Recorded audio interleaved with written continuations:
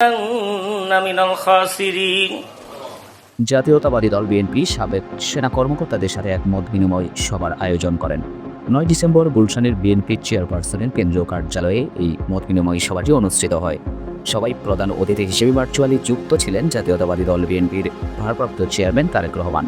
আপনাদের মধ্যে আমি ব্যক্তিগতভাবে চাই ভবিষ্যতে ইনশাআল্লাহ আল্লাহর রহমতে বাংলাদেশের মানুষের সমর্থনে বিএনপি সরকার গঠন করতে সক্ষম হলে আপনাদের মধ্যে যারা কোয়ালিফাইড এই মানুষগুলোকে আমরা এরকম দেশকে যাতে আপনারা সার্ভিস দিতে পারেন, শুধু দল নয় আরো বড় পরিসরে দেশকে যাতে সার্ভিস দিতে পারেন, আমরা সেই মানুষগুলোকে খুঁজে বের করবো এবং তাদেরকে আমরা সেই দায়িত্ব দেব, যাতে আপনি গর্ব করে আপনার জেনারেশনকে, নেক্সট জেনারেশনকে বলতে পারেন যে ইয়েস, আমি দেশকে সার্ভিস দিয়েছি, আমি এই ধ্বংসপ্রাপ্ত একটা প্রতিষ্ঠানকে ধীরে ধীরে আমরা গড়ে তুলেছি। এরকম গর্ব যাতে আপনি করতে পারেন, আপনার ভবিষ্যৎ বংশধর তাদের পরবর্তী বংশধরের কাছে যাতে আপনাকে নিয়ে গর্ব করতে পারে। 31টা দফার মধ্যে অনেক কিছু আছে, কনস্টিটিউশনাল ব্যাপার আছে, 31টা দফার মধ্যে ইকোনমিক ব্যবস্থা আছে, এডুকেশন আছে, উইমেন এম্পাওয়ারমেন্ট আছে, অনেক বিষয় আছে, লিগ্যাল ম্যাটার্স আছে। প্রেসিডেন্ট জিয়া রহমানের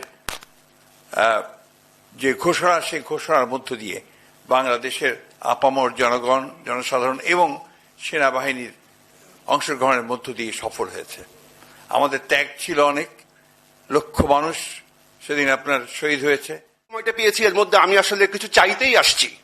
আমার চাওয়া 1 নম্বর, শহীদ প্রেসিডেন্ট জিয়াউর রহমান বাংলাদেশের শিশুদেরকে, তরুণদেরকে খুব গুরুত্ব দিতেন। গত 17-18 বছরে আমাদের শিশুদেরকে এবং তরুণদেরকে একদম ধ্বংস করে দেওয়া হয়েছে। দলকে হেল্প করার জন্য প্রস্তুত। আপনি বাংলাদেশে ফিরে আসুন, আপনি যেখান দিয়ে হেঁটে যাবেন, যে সমস্ত সবুজ ঘাস, হলুদ ঘাস হয়ে গেছে গত অত্যাচারে, সব সবুজ ঘাস হয়ে যাবে। আসুন, আমি দেশে ফিরে আসুন। বলবো বিশেষ করে আমাদের সেনাবাহিনীর ভূমিকাটা 5 আগস্টে আমরা অনেকে জানি না। 3 আগস্ট, তার পূর্বে বাংলাদেশ ব্ল্যাক আউট হয়ে গিয়েছিল। তখন অনেকে ধরে নিয়েছিল আমরা পরাজিত আমরা। কিন্তু তখন 3 আগস্ট যখন সেনাপ্রধান সকল অফিসারদের অ্যাড্রেস করে এবং আমরা কয়েকজন অফিসার ছিলাম যারা সরাসরি তখন যোগাযোগ করেছিলাম।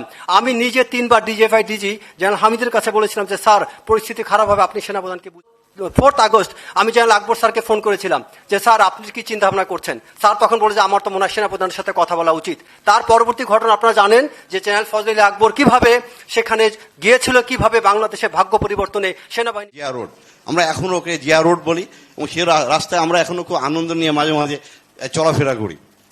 সেদিন তাকে যে দেখেছিলাম আমার, তখন শিশু মনে আমার মারবার ইচ্ছা হচ্ছিল আমি তার মতো একদিন 23-তে শত বাধার মুখে ফ্যাসিস্ট রেজিমকে চ্যালেঞ্জ করে কিন্তু এখানে এসে বাংলাদেশ ন্যাশনালিস্ট পার্টি মেম্বারশিপ গ্রহণ করেছিলেন। সেটা একটা ছিল কিন্তু চাঞ্চল্যকর মুহূর্ত। এবং যারা